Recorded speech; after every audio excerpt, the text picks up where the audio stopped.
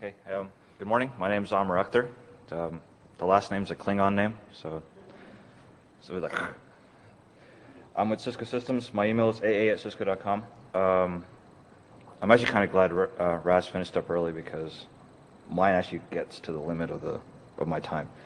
If you have any questions, just wait to the end because I do want to try to get done. I'm sure there will be lots of questions.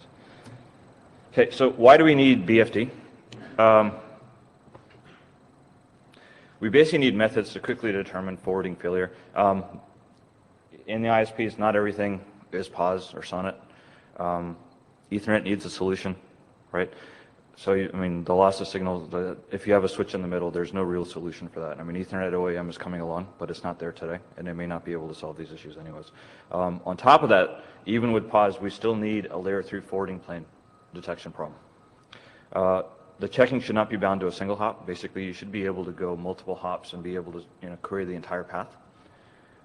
And basically, we need a fast hello mechanism for a variety of protocols, things like LDP, OSPF, ISIS, PIM, RSVP, BGP. All these protocols have their own little hello mechanisms. The hello mechanisms are basically overloaded in their meanings. BFD tries to simplify that by becoming the one single mechanism, at least for liveliness detection. Okay?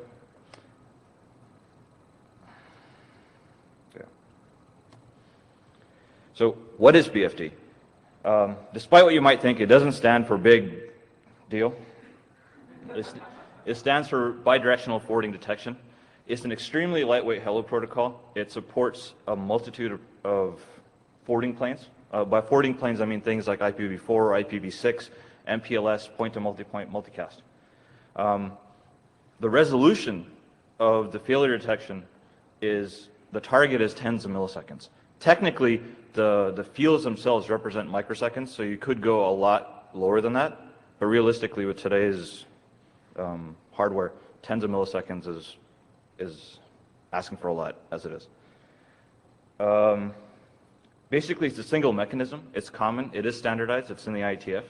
There are multiple modes depending on what type of hardware you have, what type of architecture you have, what type of network design you have. It's independent of the routing protocols. It has different levels of security to match what types of conditions are in the network, depending on what type of topology you have. We'll go over that in the end. And it basically facilitates, this is the actual end goal for BFD. It facilitates really close alignment with the hardware. So basically, there's an IETF work group that's also called BFD. Dave, Ward, and Katz were here, I think like 4 years ago at NANOG, basically talking about BFD. And at that point, it hadn't been standardized as much as it is now. There's a multitude of drafts out there. I won't go into the details of each one of these, but basically, they are implementations you can deploy today. Okay.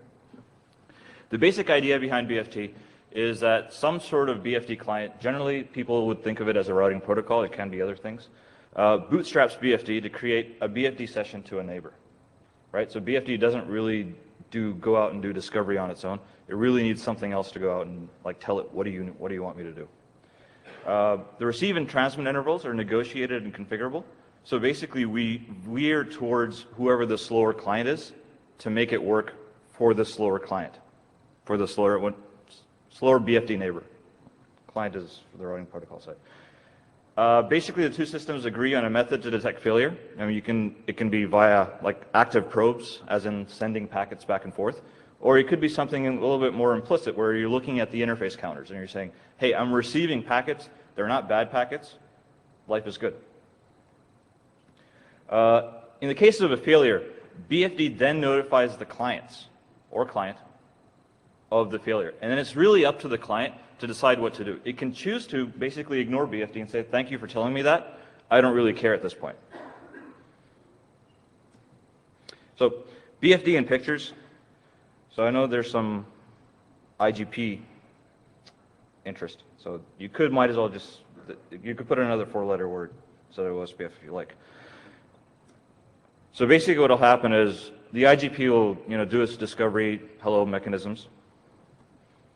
It'll start the database exchange, all that stuff. It'll declare the neighbor up and once the neighbor is declared up, it'll notify BFD of the clients. At that point, BFD starts its negotiation as far as the timers are concerned. Once those are done, it basically takes 3 packets to get that done. It's a 3-way handshake. Okay? And one of the modes is called async mode without the echo packets. And in that case, you're basically sending these things called control packets, which we'll talk about a little bit later, back and forth. And that tests the liveliness of the forwarding plane. And let's say that they're, so going back to OSPF. OSPF basically continues about its business. The only thing OSPF really needed to do was tell BFD that it would like to do BFD on this link. Other than that, OSPF really doesn't change its behavior. Okay. So let's say something happens in the forwarding plane. So I've got like the error on the link, but it doesn't have to be the link. It could be the line card on router 2. It could be any of a number of things. It's the forwarding plane that's actually being tested. Okay? So the control packets will die. BFD then notifies OSPF. And again, it's up to OSPF to decide what to do at that point. The implementations today, what they'll do is they'll declare the neighbor dead right there. Okay? And the other thing the OSPF will do, at least in the iOS implementation, is that it'll say, BFD, I'm no longer interested in this neighbor because I don't have that neighbor anymore. Other protocols may do more granular things, like ISIS. You got the CLNS packets going back and forth. They don't really represent IPv4 or IPv6, but BFD is representing IPv4 or IPv6. So ISIS can take more granular action in that saying, hey, only IPv4 is affected. Continue on your business for IPv6. Okay? So a little bit more detail on the operating modes. So at the top, like hierarchy, there's basically 2 modes. There's asynchronous mode, which is basically sending packets back and forth, and then there's something called demand mode. In demand mode, there isn't really a standard. All you're saying is, I'm using something else besides async mode to figure out that there's something wrong. Generally what that means today is you're looking at the interface counters. You could be looking at something a little bit more interesting, like you could be looking at the netflow counters, right? But basically you're not using the asynchronous mode, is what demand mode pretty much means. Okay? There is a polling mechanism in demand mode. Let's say that the liveness counters go down and you're saying, I haven't received a packet in 50 milliseconds, let's go find out what's going on. It can go and query the BFD neighbor to say, hey, are you really dead, or are you just really quiet? Okay? That's in demand mode, the BFD polling mechanism. Okay? Under async mode, there's basically 2 types of modes that you can have. There's control packets and echo mode. So control packets run all the time. They basically go from one router to the other router, and the other router consumes that packet. Yeah. My other job is as a marketing person, so that's why I got lots of pretty slides. If echo mode is not negotiated, the control packets will go at a very, very fast rate to try to get to whatever TX interval you're trying to get to, right? If echo mode is negotiated, the control packets go at a slower rate, like maybe 1 packet per second, and the echo packets go at the really fast rate. What's really nice about the echo packets is it's actually a truer test of the forwarding plane than the control packets can ever be, because you're generated at one end and you consume it at the other end, right? Which is kind of what OSPF and all the routing protocol hellos do. But in the echo packets, if you're familiar with like how ping works on like a serial line, right? You send the packet out, you wait for the other guy to send it back to you. That's basically what echo packets are doing. Okay? And of course it depends. I mean, the level of forwarding plane check that you're doing really depends on the hardware of the router on the right-hand side. I mean, if it has just a line card and the line card right on the interface is just looping it back to you rather than going through the switching fabric, it's a different level of test. So this is only showing one side of it. In a full system where you're doing async mode with echo packets, you're going to be seeing control packets going from one end to the other end, and you're going to be seeing the echo packets running around. This is what the control packet looks like. It's sent to a well-defined UDP port, 3784. It's basically a unicast packet, okay? And the IP source destination is basically told by the BFD client to BFD. Okay. One important thing to realize in here is there are discriminators, my discriminator, your discriminator. Think of them as demux points, so you can have multiple BFD sessions on the same link. Why would you want to have that? If you wanted to test different forwarding planes, if you wanted to test IPv4, IPv6. Also, it's useful when you're trying to do unidirectional type testing. So you could send out like 20 packets on this one link, or on 20 different links, but they come back by a different method. How do you identify which one were you tracking? So that's where the discriminators come in useful. The other thing that's interesting in here is that we're sending out the desired intervals and the required intervals. So basically, that's how the negotiation happens. Right? We will veer towards the one that has the slower rate to make him work. The other thing to realize about this packet is it is not in the TLV format. Right? It's a fixed size format, that's by design, to basically facilitate it being implemented in hardware. Okay? And as far as the software side is concerned, even that checking is very easy. The way that it's done in a lot of implementation is you basically create the packet and you just copy it out every 50 milliseconds to the wire. When it loops back around, you just do a mem compare. Nothing is actually supposed to change in a good system. So you don't actually need to go out and like break down the fields. Echo packets, they're basically self-directed. It's a very low overhead check of the forwarding plane. If you've got like a slow peer, it doesn't really matter. Like if he's doing something with BGP and he can't take out the time to handle your BFD packets, he can loop the packet back to you. So it's a good way of taking care of like slow clients, slow neighbors. The format of the packet is undefined. Basically, because you're sending the packet back to yourself, it doesn't really matter what you put in it. There are some recommendations. So you would want to put in some sort of discriminator type field to figure out, if you're sending 20 packets, 20 types of different echo packets, which ones are which ones. So here's just not a recommendation, just an example. The other thing to realize about the echo packets, it is sent to a well-known UDP port, and notice it is different from the control packets. So UDP, 3785 for IPv4 single hops. If you're doing multi-hop BFD testing, it's yet again a different UDP port.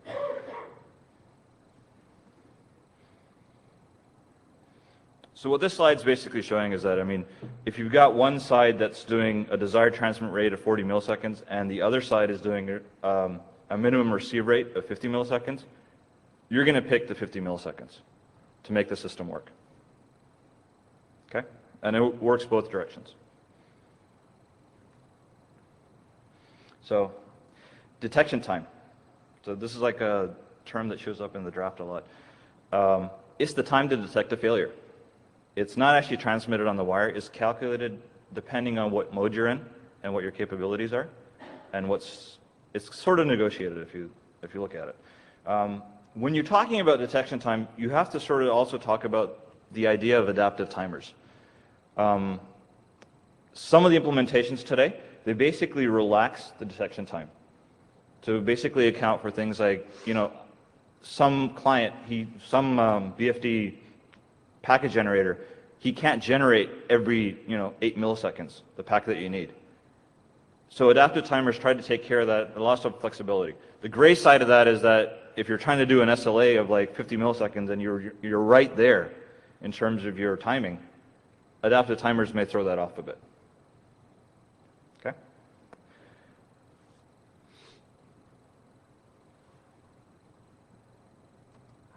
Okay, so implementation models. There's the centralized CP, which is the 7200 model, is what I call it. It's basically a shared CPU for all the control plane. It may also be shared for the data plane. It may be the same CPU that's doing the data plane. BFD, OSPF, SNMP, exec, all that stuff runs on that GPU. There would be a contention for CPU cycles. If you're doing BFD echo generation every 50 milliseconds, and you got to do BFD update processing, and you have to do IGP SPF runs, and you have to answer some guy doing an SNMP walk. You don't have infinite CPU, you have a restricted amount. So this issue has always existed, but BFD may aggravate due to its low timer values. I mean, OSPF, the hello interval is 10 seconds. We're talking about sub-seconds, like 50 milliseconds and lower. So the other idea is basically a distributed CPU, where BFD session maintenance is implemented on distributed line cards. So BFD runs on the individual line cards. The RP basically is free to do its routing protocol stuff. It's free to do things like SNMP, whatnot. Unless you're running like a 7500 RSP, your line card CPUs are going to be generally very, very lightly loaded. So, and that's sort of a generalization, but for the most part, it can be generalized to true. The other good thing about a distributed CPU is that the RP can do a graceful restart to the standby without really affecting BFD, which is kind of nice because now we actually have a way of testing NSF. Right, before we didn't, because the control plane was restarting, there wasn't really any way for us to know what was going on with NSF. We just had to wait for the stale timers and everything to go, to come back. So the third model is basically a combination of the previous, where you have basically some sort of dedicated hardware for sending out and receiving the BFD packets. By far, this is the most preferred method, if you can build it, when we build it. It allows for a lot more deterministic BFD performance. When you say, I want something to send out, a packet to be sent out every 25 milliseconds, this thing can actually do it. Okay. So one thing to realize about BFD, because the timers are so small and everything, there's a particular bit in the control packets. So this is part of negotiation called a C bit. So basically what the C bit means is if it's set, that BFD is basically independent of what's going on in the control plane. So the power of this is if you're doing a graceful restart, you're doing an NHA switchover, BFD can continue working, and whatever BFD is telling you, it actually means something. Right? So in the case that BFD, the control bit is not set, that means BFD basically shares its destiny with whatever is going on in the control plane. If OSPF is restarting on your standby, then BFD is also restarting on your standby. Right? For those situations, you basically do want to ignore whatever BFD is saying because it doesn't mean anything, because BFD itself is restarting. In those cases, the implementation, sometimes what they'll do is they'll ignore the timers, they'll ignore BFD for a certain amount of time. They'll disable BFD until the new RP session. We'll tell it, hey, BFD, you need to start paying attention, or you just dilate the timers based on your stale interval or something like that. Another thing to keep in mind about BFD is BFD packets, because again of their very fast speeds and everything, or what you're trying to get them to go very fast, they can get stuck behind regular packets. Right? So what you really want to see is the host, the router, or the switch, basically bypass the IP UDP stack on the router. That's the best idea that's there, is that basically BFD has access to the receive and the transmit queues on the hardware, and you can send and receive without really mucking around with whatever's going on the interface queues, or in the case of congestion and all that stuff. It's kind of difficult to do on a distributed architecture where your BFD is still on the RP and it's not on the line cards. So some sort of considerations for BFD. Again, sort of this is queuing on the network design side, and also latency. You got to be realistic. I mean, don't set your detection time to 50 milliseconds for your New York-London link. It takes longer than that to get the packet there in the first place. So be realistic in what you expect BFD to do. It's not magic. If you're doing multi-hop or Echo mode, BFD will still require some sort of queue management on the transit routers. So generally what's recommended is that BFD by itself will be precedent 6, but you need to have some sort of queuing strategy on the interfaces themselves to make sure BFD doesn't get stuck behind other packets or whatnot. The thing to keep in mind about this is the idea of BFD is basically to check the forwarding plane. So which forwarding plane are you talking about? If you're using something like DSTE where your packets are going in different places based on what's in the precedence fields, you may be testing something that you don't really want to be testing. Same thing goes with things like PBR with MTR. So keep those things in mind. So scalability versus low timer values. It's it's possible to move your resources around. You can move BFT to the line card. You can have a dedicated BFD CPU. You can relax your timers. But there is one truth, is that there are practical and finite limits on your resources. You can't do a gajillion BFD sessions all at like 8 milliseconds. Well, maybe you can, but the hardware today doesn't allow for that type of stuff. So lower BFD timer values and strict detection timing. So strict detection timing, well, what I mean by that is you're not going to be relying on adaptive timers. You're going to be relying on what you actually type in is what you want, right? Will decrease scalability and the number of sessions for that resource. I mean, I think you guys are all familiar with that, but it needs to be said. Adaptive timers take care of situations without strict detection timing needs. So, but then there's that gray area where you don't really know what the detection time is, and it's within limits. I mean, the router is still going to be trying to go to its whatever the target that you set, but it may not be there every single time. The implementations may actually play big brother and protect you by disallowing sessions that it knows it can't do.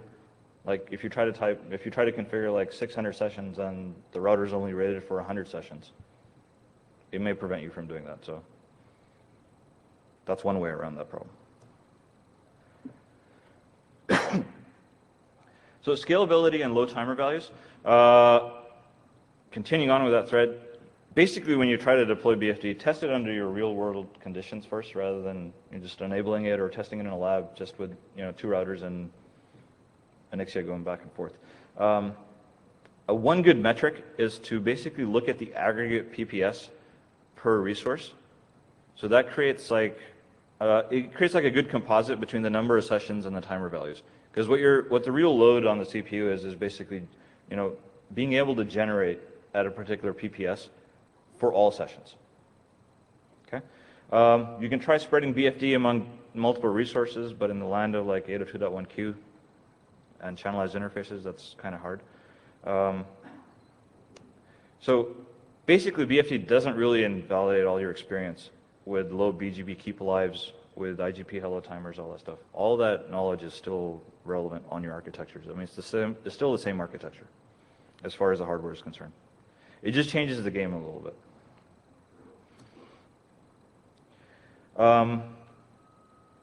False positives, oscillations. The thing is to keep in mind about that, I mean, it's generally some sort of implementation type issue, because BFD, if it's implemented properly with adaptive timers and you're using the proper echo mode, demand mode, there are ways around it. There's ways to get the same type of performance without having these problems. And keep in mind, when you're doing your testing, conditions change in the network. There's nothing really wrong. When you test under the stress conditions, things like SNMP pulls, traffic bursts, depends on your architecture, whatever is going to hit the CPU.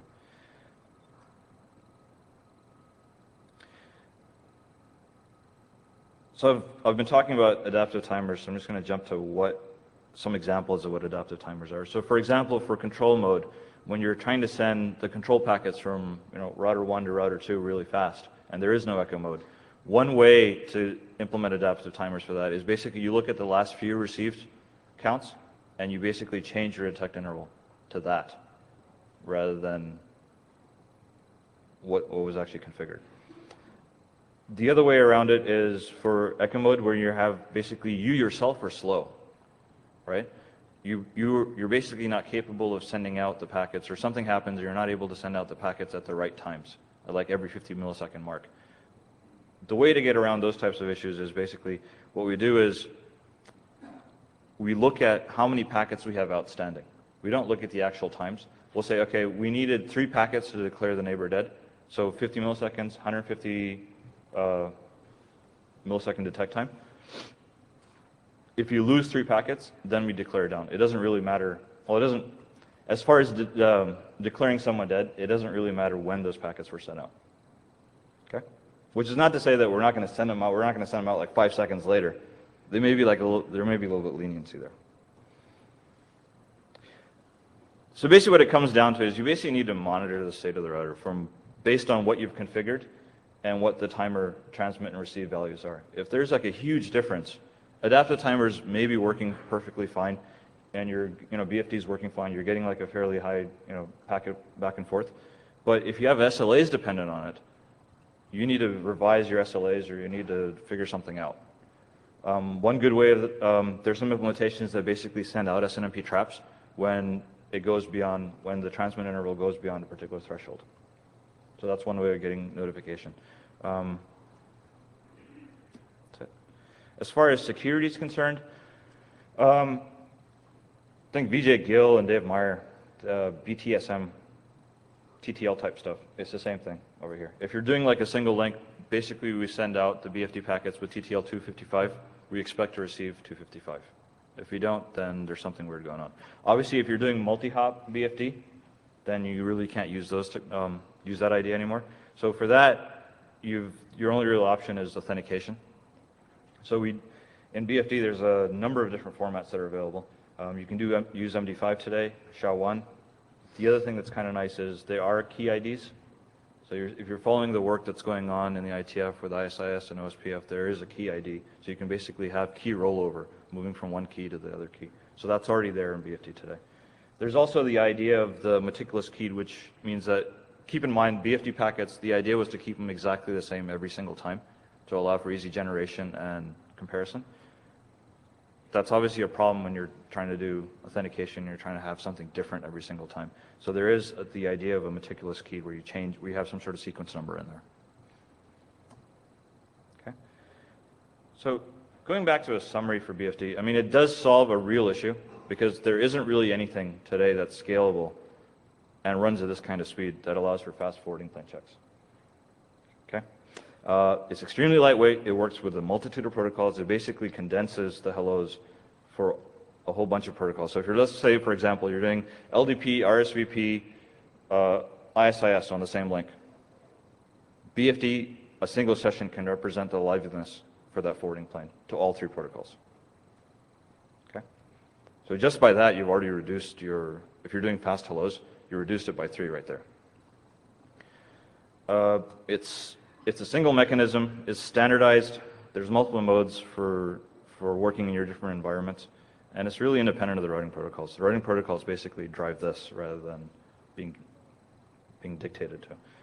And it facilitates, I mean, that's really the roadmap for BFD, where we're going in the future with it. It facilitates really close alignment with the hardware. And that's how we're going to get to, the nirvana of the ISP world. It's the 50 millisecond recovery. That's it. So, questions? We know you're out there. I'm Brandon Ross with Internet.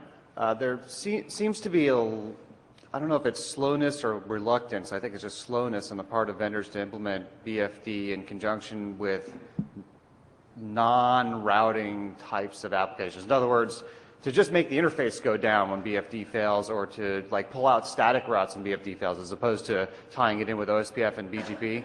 Is there a reason why that's been done that way, or is it just a strict prioritization thing and it's just taking longer? As far as I work for Cisco, so as far as like Cisco's concerned, it's just more of like the resources and everything like that. But I mean, on the logical side, let's say that BFD does bring down the interface. What do we do then? Like, do we do the IP dampening type of thing where it just pulls out all the IP stuff, or does it actually bring down the interface? So there's those questions haven't really been answered yet either. Yeah, and obviously there's a lot of everyone you ask probably has a different answer, right? But I can tell you from our perspective, our highest priority for getting BFD deployed in our network is kind of the simplest case where if BFD goes away, the interface goes down in the same general way that an interface would go down if it had a loss of signal issue on a SONET link or something like that. Just an up-down or a down-down sort of thing. Obviously, there's a lot of applications that wouldn't work well for, but the simplest case doesn't seem to be readily available today, and we're dying for it. So at least one customer comment. So talk with me afterwards. There is sort of a workaround for those types of problems. Okay. Great. I'm sure Randy has something. Randy Bush, IJ. It would be nice if you spoke to availability and testing of interoperability between the significant vendors. So personally, I haven't done the testing, but I don't know. I don't know what's going on with the interoperability stuff. But I mean, the draft writers were basically Dave Ward and Dave Katz. I understand. I've been around. I just think this is an operational community. Does this stuff work with the routers we're running? Is it in currently available code? I think that needs to be said. So for Junis, it's available in 8.2. For iOS, it's available in 12OS and in 12.2T. It will be available on the 7600 fairly soon. Anton Capella, 5nines Data. So I'm aware that BFD is available on SRA now for 7600, and some discussion on Cisco NSP recently indicated to me at least that the majority of the work in generation of the packets has been pushed to the Ceph lower level processes, so that at least this can block some other user land applications, specifically exec and other things that run in that. The problem I see, and the question to you is, when will we have something to run on Cisco hardware that isn't best effort run to completion scheduling? That's a bigger question than myself. Okay, well then when can we have BFD on other platforms? Besides the 7600? Yes. It's available on the software switched and it's on the GSR. With the behavior that SRA has in Ceph path, is what I'm getting at. Talk with me afterwards. Okay. I can talk with you. Cool. As a customer, I would love this. If Yeah. there's a better way to communicate this besides. So there are plans. Okay, great. Hi, Tom Schul, AT&T. One of the questions I had is regarding, it's actually a few, but what are like the recommended timers that Cisco is giving to its customers to play with? Because the only feedback I've gotten is 900 milliseconds, which is like barely legal sub-second timers. So, you know, we say 50 milliseconds, but it's not feasible. One of the problems I have is Engine 4 line card, which is fairly widely deployed within, you know, all over the world.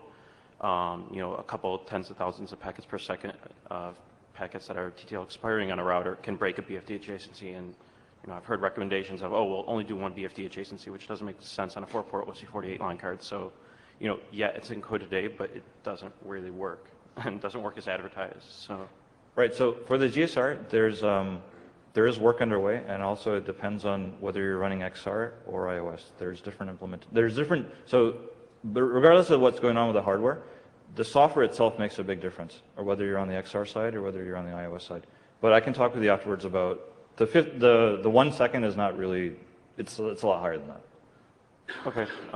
Yeah, no, I'm curious also how many people run XR, as well as the other part would be on like aggregated sonnet bundles, like a link bundle. Is this correct that when you run BFD, it only sends out the actual packets on one of the circuits in the bundle and not all of them? That is true. Okay, that's all. Yeah. There's a particular reason why that is the case, but.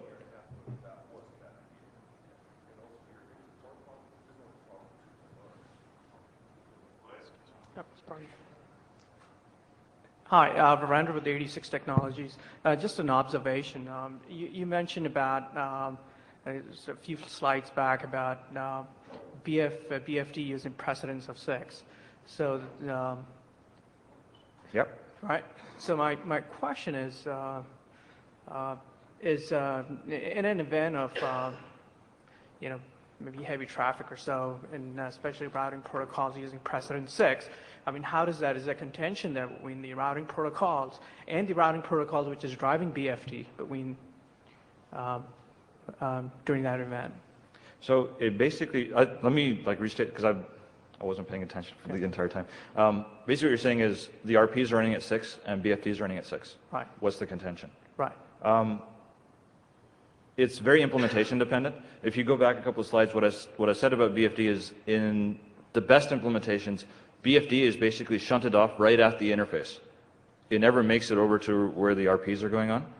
And if you've got other issues with respect to what's going on the link in terms of congestion, there's technologies already out there where the RPs and BFDs will take precedence over everything else. And we're hoping that, you know, even on a 10 meg link, you don't have enough BFD RP traffic to overrun the 10 meg link. All right. Thank you. Other questions? Thank you very much.